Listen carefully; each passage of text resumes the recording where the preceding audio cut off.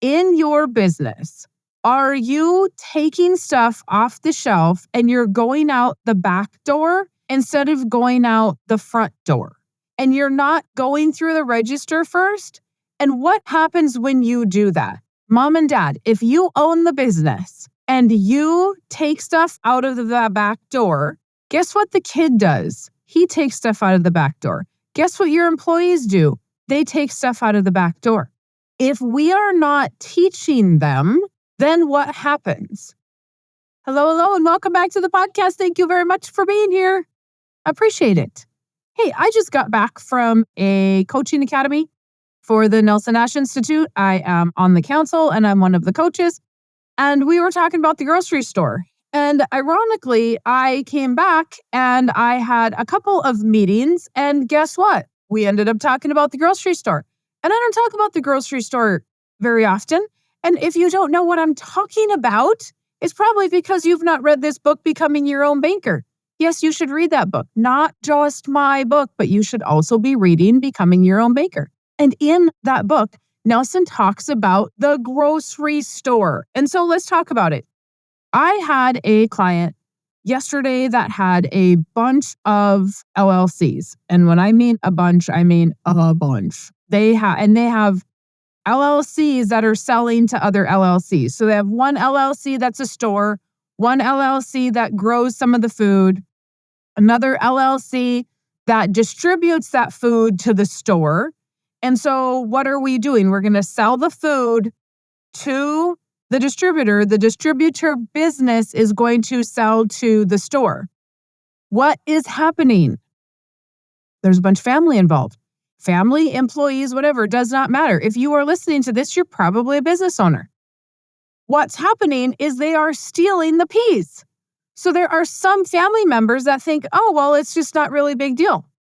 I'm just going to go in and I'm just going to take whatever I want to take, whatever product. I don't care what the product is, okay? Let's just say it is ice cream. Let's say that it is, like, I have clients that have soft serve ice cream. These particular clients have apple cider and apples and fruit and veggies and all the things. And then you have somebody that might have, oh, hey, I have a boutique or I have a bakery or I'm a plumber and I just need a little piece of PVC for my personal use. So I'm just going to go take that right out of my van that would have been sold to a customer. Does not matter. Are you stealing the piece? Are you, the owner or one of the owners, taking stuff off of your shelf that you did not pay for? Nelson talks about this in the sense that, are we taking a loan and we're not repaying the loan? We're stealing the piece. But let's just talk about it in a business sense. In your business, are you taking stuff off the shelf and you're going out the back door instead of going out the front door? And you're not going through the register first? And what happens when you do that? Mom and dad, if you own the business and you take stuff out of the back door, guess what the kid does? He takes stuff out of the back door. Guess what your employees do? They take stuff out of the back door.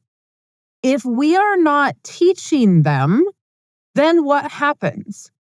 As we were in Coaching Academy, it was interesting because one of the council members that was coaching on this said, if you're taking stuff out of the back door and then you go to sell your business, there's no value in that business because it looks like you lost money. And you did lose money because you were taking and stealing from your business. And this goes the same for taxes. People take cash and they don't claim the cash for the business. So then it looks like the business doesn't have any money. So when we go to sell the business, where's the value there? There's no value.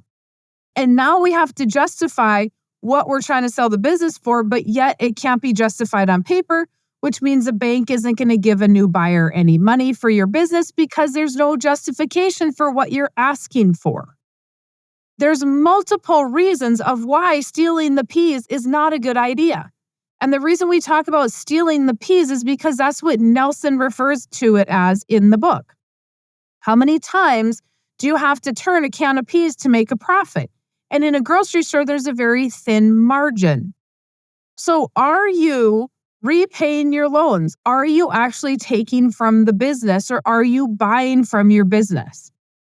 If you have a family operation, you all better sit down and start to figure out, how much are you losing because you are literally stealing from your business?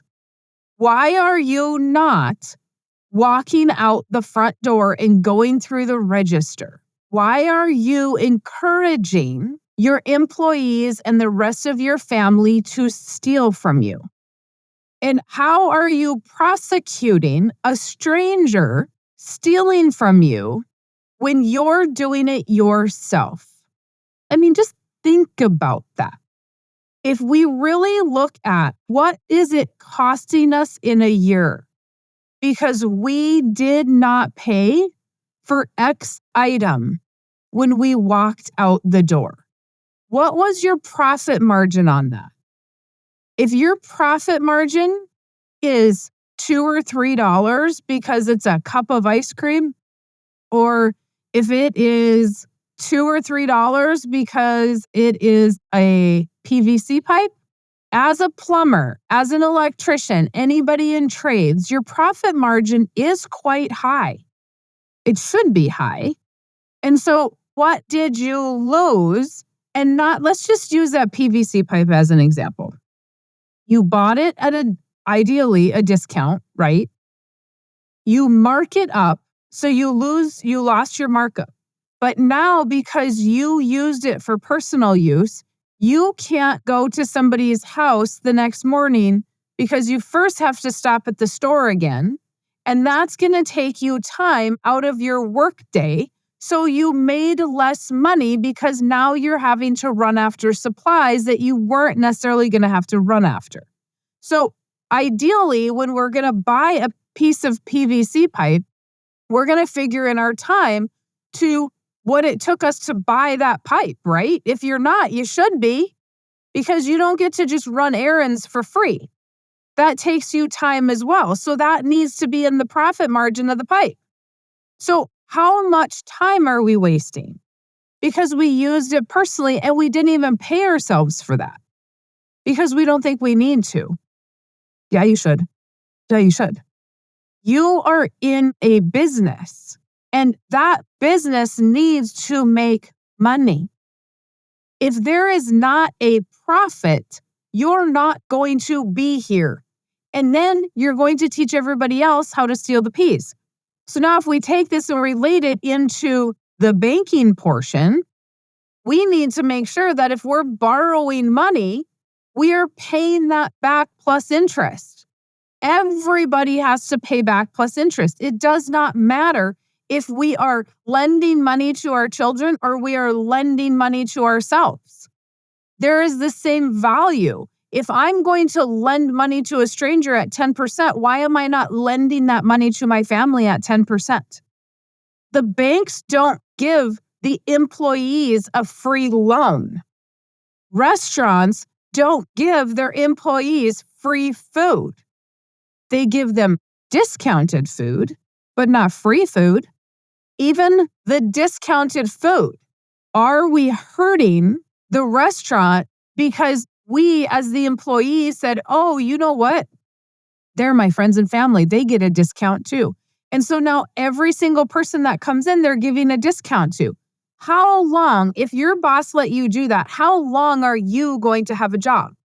It all trickles down to your paycheck. You can't pay yourself more if you take from the business. The business isn't worth more if you take from the business. I mean, I'm beating a dead horse here. So think about it.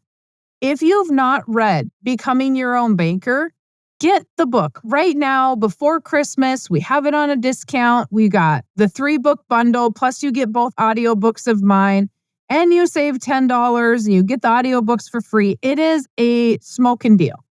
If you have not gotten Nelson's book, go and get the 3-book bundle. Give the other 2 away if you already have them. Merry Christmas, right? But we need to understand the actual concept of infinite banking. And it was just so ironic yesterday that this particular family member that I talked to understood that inventory is being messed with, income is being messed with. We have false information going from one company to another. It is not accurate. And the other family members don't understand that. So if you have somebody that is stealing the peas, you need to have this conversation with them. Maybe that's you. So you and I can have this conversation. And we did. Okay. Let me know if you have questions, comments, concerns. Let me know if there's a topic that you want addressed on this podcast. The whole point of this is to educate you. The whole point of this podcast is to make sure that you are educated and you get to make all the right decisions when you are doing the infinite banking concept or just business in general, because I just talk about a lot of that on this channel as well. So let me know, MaryJo at withoutthebank.com, or go to withoutthebank.com, get your Christmas special, and you have a fantastic rest of your day.